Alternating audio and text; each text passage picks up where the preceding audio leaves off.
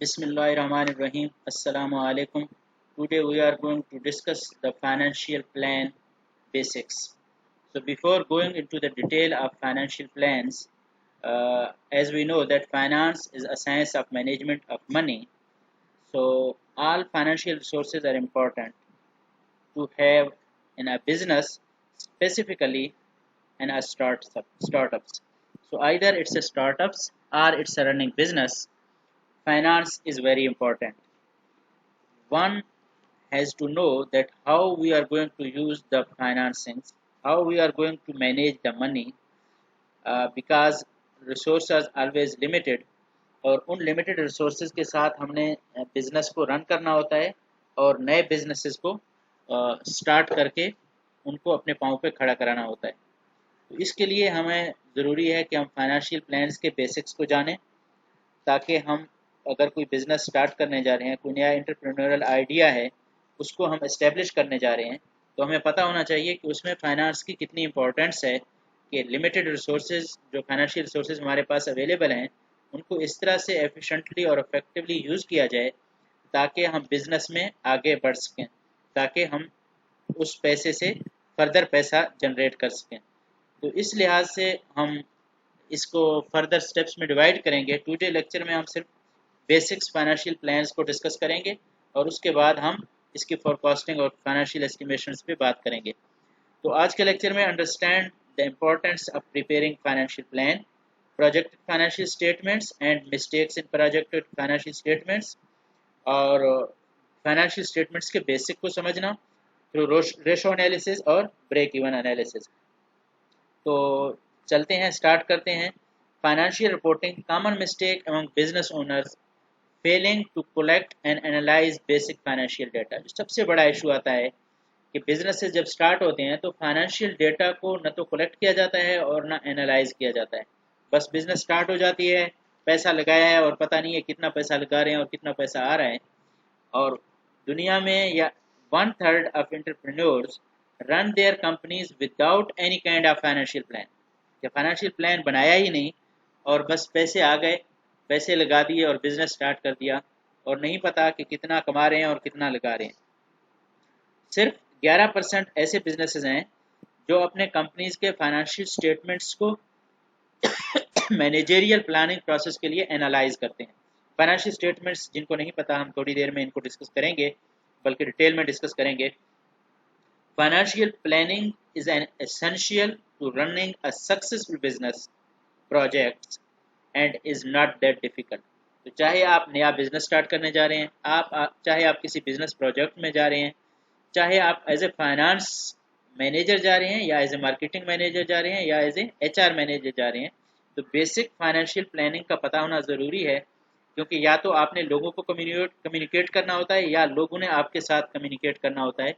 तो इस चीज़ को जानना ज़रूरी है और इतना मुश्किल भी नहीं है। तो स्टार्ट करते हैं बेसिक फाइनेंशियल रिपोर्ट्स के साथ। सबसे पहला और basic financial reports balance sheet है। बैलेंस शीट आपको कंपनी के फाइनेंशियल पोजीशन के बारे में बताती है ऑन ए गिवन डेट। एक एक मखसूस दिन में, एक मखसूस टाइम पे इस कंपनी की क्या पोजीशन है, कंपनी के पास कितने एसेट्स हैं, कंपनी को कितने लायबिलिटीज़ पे करने हैं और कंपनी का कितना ओनर इक्विटी है। तो it estimates the firm's worth on a given date built on accounting equation which is assets are equal to liabilities or owner equities। तो अक्सर ये क्वेश्चन आता है कि ये आपस में बराबर क्यों है, इक्वल क्यों है, एसेट्स लायबिलिटीज और ओनर इक्विटी के इक्वल क्यों है। वो इसलिए कि जो कुछ आपने ओन किया हुआ है, या तो आपने उसको अपने पैसे से खरीदा है जिसको हम ओनर इक्विटी कह रहे हैं, या तो उसकी पेमेंट अभी करना आपको बाकी है। तो आपके पास मोबाइल है, लैपटॉप है या जितने भी आइटम्स हैं, तो या तो आपकी ओनर इक्विटी है या आपने उसकी अभी पेमेंट करनी है। तो पेमेंट जो आप पे ड्यू है और जो आपने किया है, तो मिलके आपके एसेट्स की वर्थ बनती है। तो एसेट्स, लायबिलिटीज और ओनर इक्विटी हैं क्या? सिंपली हम डिफाइन करते हैं। Asset items of value owned or controlled by the business that contributed towards generating revenue.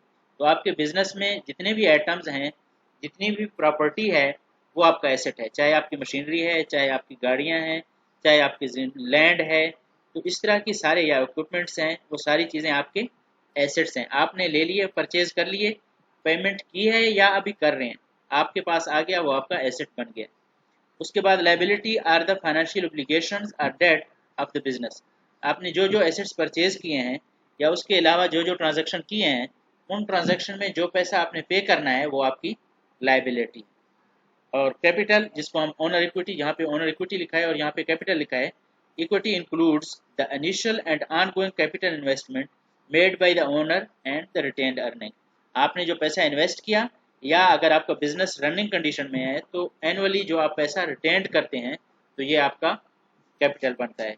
तो एसेट, लाइबिलिटीज और ओनर इक्विटी, ये तीनों मिलके आपका बैलेंस शीट बनाते हैं, जो कि asset is equal to liabilities plus owner equity, और ये आपका फाइनेंशियल पोजीशन बताते हैं। फाइनेंशियल स्टेटमेंट में बैलेंस शीट हमेशा ईयर एंड बनता है, या आप किसी स्पेसिफिक पीरियड के एंड पे भी बना सकते हैं, लेकिन normally year and balance sheet से फॉर एग्जांपल 31 दिसंबर के डेट पे आपका ये डिटेल आता है कि आज इतने एसेट्स हैं हमारे, उसमें इतना हमने लाइबिलिटी पे करना है और इतनी हमारी ओनर इक्विटी है। तो हो सकता है 30 दिसंबर को इक्वेशन डिफरेंट था, हो सकता है 1 जनवरी नेक्स्ट ईयर को ये इक्वेशन डिफरेंट हो जाए, लेकिन बहरहाल ऑन ए गिवन डेट ये सिचुएशन होती है, जिसको कहते हैं बैलेंस शीट। आपको अपनी कंपनी के पोजीशन के बारे में पता चल जाता है। जो नेक्स्ट बेसिक फाइनेंशियल रिपोर्ट है या फाइनेंशियल स्टेटमेंट है, वो है इनकम स्टेटमेंट। इनकम स्टेटमेंट आपको फाइनेंशियल परफॉर्मेंस बताती है कि on a given time period आपके कंपनी की फाइनेंशियल परफॉर्मेंस क्या रही है, क्या प्रॉफिट या क्या कितना लॉस हुआ है। तो financial income statement compare the firm expenses against its revenue over a period of time to show its net income और लॉस। तो net income is equal to sales revenue, जितना आपने सेल किया, माइनस एक्सपेंसेस। तो इनकी detail हम sales revenue कैसे होता है और एक्सपेंसेस क्या होते हैं, और ऊपर जैसे हमने बैलेंस शीट को डिस्कस किया, तो हम आगे चलकर इनको थोड़ा सा डिटेल में डिस्कस कर लेंगे इस लेक्चर में या नेक्स्ट लेक्चर में। तो रेवेन्यू वो है जो आपने परचेज करके अपने प्रोडक्ट्स को सेल करके रेवेन्यू अर्न किया, और एक्सपेंसेस इस पूरे प्रोसेस में जो आपने एक्सपेंसेस इनकर किए। तो revenue minus expenses is equal to net income on a given period of time is called income statement. तो सिंपल अल्फाज में अगर आप कहना चाहें तो balance sheet tells us about the financial position on a given time on a given date, while income statement tells us about the financial performance of a company over a period of time। तो जो third statement है financial statement, वो है cash flow. Cash flow shows the change in firm working capital over a period of time by listing the source of funds and the uses of the funds. Basically ये बताता है कि आपके पास कितना currently कितना पैसा है, कैश में आपके पास कितना पैसा या कितना कैश आपके पास अवेलेबल है। हो सकता है आपने नेट इनकम शो किया 100,000, 200,000, 2 मिलियन, लेकिन वो आपने सेल्स किया क्रेडिट पे, वो आपका अकाउंट रिसीवेबल बन गया। आपने पैसे देने थे, आपने दिए नहीं, वो अकाउंट पेएबल बन गया और आप शो कर रहे हैं हमारे पास इतना बड़ा पैसा है। तो वो मिसलीडिंग स्टेटमेंट्स होते हैं। इसीलिए ये जानना बहुत ज़रूरी है कि आपके पास कैश की पोजीशन क्या है, कौन से सोर्सेज हैं आपके पास फंड के, और इन फंड्स को आप यूजेस कहाँ कहाँ कर रहे हैं। तो रिकॉर्ड कैश फ्लो फ्रॉम, इसके 3 एक्टिविटीज़ होते हैं कैश फ्लो स्टेटमेंट के। उन तीनों के नाम ये हैं: ऑपरेटिंग एक्टिविटी, इन्वेस्टमेंट एक्टिविटीज़ और फाइनेंसिंग एक्टिविटीज़।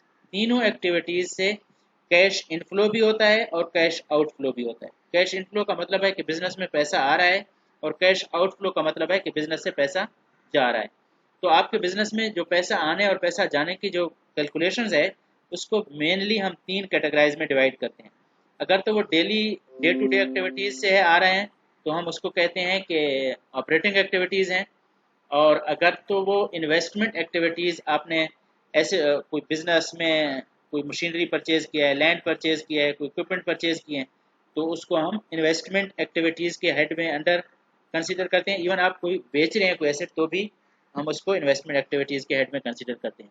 और फाइनेंसिंग एक्टिविटीज़, आपने एसेट्स परचेज करने के लिए जो फाइनेंसिंग जनरेट कर रही हैं, आपने बैंक से लोन लिया है, आपने कोई इस तरह की फाइनेंसिंग की है, या आपने फाइनेंसिंग को रीपे किया है, तो उसको फाइनेंसिंग एक्टिविटी में हम कंसीडर करते हैं। तो इन तीनों का नेट जो आता है वो होता है कैश फ्लो स्टेटमेंट। इसमें से अगर से फॉर एग्जांपल 100 रुपये आपने पे किए, और 50 रुपये आपने कमा लिए, तो -50 आपका नेट ऑपरेटिंग है। इन्वेस्टमेंट में से अगर आपने 100 अर्न किए और 50 पे किए तो इसमें से +50 है, तो प्लस -50 ये पे 0 पे आ गए आप। और अगर फाइनेंसिंग एक्टिविटीज से आपने 100 100 रुपये आपने लोन लिया है और आपने 50 रुपये लोन रीपे किया, तो आपके पास 50 rupees net income, net cash inflows बनता है इनके कैलकुलेशन से। आगे चलकर हम डिटेल में कैश फ्लो को डिस्कस करेंगे, लेकिन सिंपल अल्फाज में आप याद रखें कि आपके बिजनेस में जो पैसा आ रहा है या जो पैसा जा रहा है, तो वो कैश फ्लो स्टेटमेंट होता है और उसका जानना ज़रूरी होता है कि बिजनेस में कैश की क्या पोजीशन है। प्रोजेक्ट फाइनेंशियल स्टेटमेंट्स में मिस्टेक्स होते हैं, उनमें से सबसे पहले हम कहते हैं कि स्टार्टिंग दीज आर कंजर्वेटिव्स। हम उस पर खुद बिलीव नहीं कर रहे होते कि ये चेंजेबल हो सकते हैं, ये एग्जैक्ट फिगर नहीं है, हमारे पास एजम्पशंस नहीं होते, और अगर एजम्पशंस होते हैं वो रियल डाटा पे या डाटा पे बेस नहीं कर रहे होते, कोई रिटर्न एक्सप्लेनेशन हमारे पास नहीं होता, नो बेड डेट एक्सपेंसेस हमारे पास, हम उनको काउंट नहीं कर रहे होते, एक्सक्लूडिंग लोन पेमेंट्स हम उनको एक्सक्लूड कर रहे होते हैं, टैक्स को काउंट नहीं कर रहे होते, और डेप्रिसिएशन को एक्सक्लूड कर रहे होते हैं। डेप्रिसिएशन इज बेसिकली आपने कोई मशीनरी परचेज किया 1 लाख का और उसकी लाइफ टाइम है 10 साल, तो हर साल आप 10,000 उसमें से माइनस करते जाएंगे। दूसरे साल उसकी कीमत 90,000, तीसरे साल उसकी कीमत 80,000, चौथे साल उसकी कीमत 70,000, इस तरह से 10 सालों के बाद उसकी वैल्यू ज़ीरो हो जाती है। तो अगर हम उसको डेप्रिशिएट नहीं करें वक्त के साथ साथ, तो यकदम हमें एक बहुत बड़ा गैप आ जाता है हमारे कैलकुलेशंस में। तो डेप्रिसिएशन को एक्सक्लूड नहीं करना चाहिए बल्कि इंक्लूड करना चाहिए। ब्रेक इवन एनालिसिस नहीं करते, हम ये नहीं देखते कि कब हम नो प्रॉफिट नो लॉस पे आएंगे, और उसके बाद हमेशा ये होता है बिजनेस में कि पहले आप लॉसेज में होते हैं, फिर ब्रेक इवन पे आते हैं और फिर प्रॉफिट की तरफ आप जाते हैं। तो जब तक आपको ब्रेक इवन का नहीं पता होता तो प्रॉफिट में जाना बहुत मुश्किल होता है। तो इसका जानना बहुत ज़रूरी है, जो कि हमसे मिस्टेक होती है बिजनेसमैन से और इंटरप्रेन्योर से और प्रोजेक्ट मैनेजर से, जो इसको कैलकुलेट नहीं कर रहे होते, और जो सैलरीज होते हैं हम उनको भी काउंट नहीं कर रहे होते। तो फाइनेंशियल स्टेटमेंट्स का जो एनालिसिस है वो बहुत इंपॉर्टेंट है। हम नेक्स्ट लेक्चर में डिटेल में इन सारी चीज़ों को डिस्कस करेंगे, लेकिन मैं आज आपको बेसिक्स बताता हूँ कि रेशो एनालिसिस फाइनेंशियल स्टेटमेंट्स की प्रॉपर इंटरप्रिटेशन के लिए बहुत ज़रूरी है। ये एक मेथड है जिसमें एक्सप्रेस करते हैं relationship between any two elements of the financial statements. और फाइनेंशियल स्टेटमेंट्स में अगर हम कहते हैं एक कंपनी का जो नेट प्रॉफिट है वो 1000 है और एक कंपनी का जो नेट प्रॉफिट है वो 100,000 है, तो हमें ये लग रहा है कि 100,000 वाले का प्रॉफिट ज़्यादा है। लेकिन अगर हम इस चीज़ को देखें कि जिसने का प्रॉफिट 100,000 है उसका इन्वेस्टमेंट 10 मिलियन है, उसका इन्वेस्टमेंट 10 मिलियन है 100,000 का, जो कि उसके तकरीबन 10% भी नहीं है। और अगर हम 1000 वाले इनकम वाले को देखें, अगर उसका इनकम इन्वेस्टमेंट भी 1000 है और इनकम भी 1000 है, तो इस लिहाज से देखा जा सकता है जब हम उसको इन्वेस्टमेंट को इनकम से कंपेयर करेंगे तो हमें सही वैल्यू पता चलेगी कि बेसिकली हुआ क्या है। तो ये कंपैरिजन बहुत ज़रूरी है। ये इंपॉर्टेंट पैरामीटर है कंपनी फाइनेंशियल पोजीशन की, कंपनी कैसे परफॉर्म कर रही है। Only 27% of small business owners इसको यूज़ करते हैं। Compute financial ratio and use them to manage their businesses, ये बहुत इंपॉर्टेंट है, इसको यूज़ करना चाहिए। हम फर्दर डिटेल में इसको देखेंगे, लेकिन हम यहाँ पे उसके एडवांटेजेस को डिस्कस करते हैं। It simplifies the financial statements. Financial statements आपने बैलेंस शीट को देखना होता है, फिर इनकम स्टेटमेंट को देखना है, फिर स्टेटमेंट ऑफ कैश फ्लोज को देखना होता है, फिर स्टेटमेंट ऑफ ओनर इक्विटी को देखना होता है। फिर आपको समझ नहीं आ रही होती कि कंपनी कैसे परफॉर्म कर रही है, इंडस्ट्री में परफॉर्मेंस क्या है। तो इन सारी चीज़ों को मिक्स करने के लिए, एक प्लेटफॉर्म पे लाने के लिए, फाइनेंशियल स्टेटमेंट को सिंप्लीफाई करने के लिए रेशो एनालिसिस है। It helps in comparing companies in different size with each other. आप इंडस्ट्री में दूसरों के साथ भी कंपेयर कर सकते हैं। It helps in trend analysis which involves comparing single company over a period of time, कि इस साल क्या रहा है, पिछले साल क्या रहा है, उससे पिछले साल एक ट्रेंड को आप एक देख रहे होते हैं कि कंपनी की परफॉर्मेंस ओवर टाइम पीरियड क्या रहा है। तो रेशो एनालिसिस से वो बेटर तरीके से आपको पता चल जाता है। It highlights important information in simple form quickly. A user can judge a company by just looking at few number instead of reading whole financial statements. तो इसमें बहुत सारे कम ही फाइनेंशियल रेशोज होते हैं जिनको देख के आप बता सकते हैं कि नेट प्रॉफिट मार्जिन क्या है, कंपनी के लिक्विडिटी की क्या पोजीशन है, करंट रेशो क्या है, क्विक रेशो क्या है, और आपके जो लेवरेज के रेशो हैं उनकी क्या सिचुएशन है, प्रॉफिटेबिलिटी रेशो है उनकी क्या परफॉर्मेंस है। तो ये चंद रेशोज होते हैं जिनको देख के आप बहुत जल्दी एनालाइज करते हैं और उसको इंडस्ट्री के साथ भी साथ में कंपेयर कर रहे होते हैं, क्योंकि इंडस्ट्री का डेटा आपके पास अवेलेबल होता है। और 12 की रेशोज हैं और इनको हम इंशाल्लाह नेक्स्ट लेक्चर में किसी में डिस्कस करेंगे। रेशो एनालिसिस के नाम से एक सेपरेट वीडियो आएगी, वो ज़रूर देखना, और उसमें डिटेल में हम सारे रेशोज को डिस्कस करेंगे और उनके मकसद को डिस्कस करेंगे। यहाँ पे मैंने सिर्फ एग्जांपल के तौर पे एक रेशो को रखा है, वो है लिक्विडिटी रेशो। लिक्विडिटी रेशो एक टाइप है, उसके अंदर दो और रेशोज आते हैं, करंट रेशो और क्विक रेशो। बेसिकली ये मैं बता रहे थे कि कंपनी की सॉल्वेंसी की पोजीशन क्या है, कंपनी कितना लिक्विड है, अपने शॉर्ट टर्म ऑब्लिगेशंस को मीट करने की एबिलिटी कंपनी के पास कितना है, एक महीने के अंदर 2 महीने के अंदर जो कंपनी के पास पेमेंट्स आ रहे हैं, क्या कंपनी अपने उन पेमेंट्स को पे करने की एबिलिटी है। तो ये current ratio is equal to current asset over current liabilities. अगर तो ये 1 या इससे ज़्यादा होता है तो हम कहते हैं कि करंट एसेट इतने हैं कि करंट लाइबिलिटीज़ को मीट किया जा सके। लेकिन फिर हम डिटेल में क्विक रेशो को भी डिस्कस करेंगे नेक्स्ट लेक्चर में कि करंट रेशो क्यों रिलायबल नहीं है, हमें क्विक रेशो की तरफ क्यों जाना पड़ता है। तो नेक्स्ट लेक्चर में हम इसको डिस्कस करेंगे। लेकिन यहाँ हम सिर्फ ये जानना चाह रहे हैं कि रेशो एनालिसिस बहुत इंपॉर्टेंट है। जब आप रेशो एनालिसिस कर रहे होते हैं तो आपने इन चीज़ों को ज़रूर देखना होता है कि is there significant difference in any company ratio and industry average. बहुत ज़रूरी पॉइंट है कि आपकी कंपनी इंडस्ट्री के साथ कैसे परफॉर्म कर रहा है। इंडस्ट्री एवरेज रेशो अवेलेबल होते हैं जो बता रहे हैं कि इस इंडस्ट्री में ये परफॉर्मेंस है। तो industry to industry performance vary करता है। हो सकता है आपका कंपनी बहुत अच्छा परफॉर्म कर रहा है इंडस्ट्री से, ओवरऑल इंडस्ट्री से, लेकिन आपके स्पेसिफिक इंडस्ट्री में ये परफॉर्मेंस इतना अच्छा नहीं है, तो इंडस्ट्री से कंपेयर करना बहुत ज़रूरी होता है। So if is this is meaningful difference, अगर ऐसा है तो क्या ये डिफरेंस मीनिंगफुल है, आपने अपने इंडस्ट्री से कंपेयर किया या किसी और इंडस्ट्री से कंपेयर किया, या आपने अपने इंडस्ट्री के उस कंपनी से कंपेयर किया जो पायनियर है, जो जो मेच्योरिटी के स्टेज में पहुंच चुका है, या आपके कंपनी अभी इनिशियल स्टेज में है। तो इस चीज़ को देखना होता है कि यार ये मीनिंगफुल है, इज द डिफरेंस गुड और बैड, अच्छा है या बुरा है। और इसके साथ आप देखते हैं कि क्या पॉसिबिलिटीज़ हैं, क्या रीजंस हैं, और मोस्ट इंपॉर्टेंट रीज़न क्या है, ये डिफरेंस हमारे पास क्यों आया है, आया भी है डिफरेंस या नहीं आया है।